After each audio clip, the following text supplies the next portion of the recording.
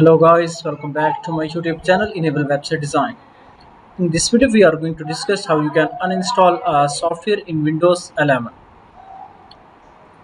Here you can go in Windows Start tab and then you can search for Control Panel. Then you can go from here as well as on the desktop screen. Here you can see this one. You can also go from here. Then here you can see Uninstall a program. Now here you can see all of the softwares that you have installed.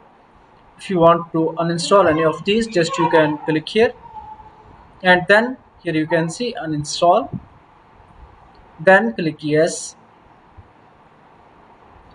and after that if you want to delete all of these, then you can just click on uninstall button,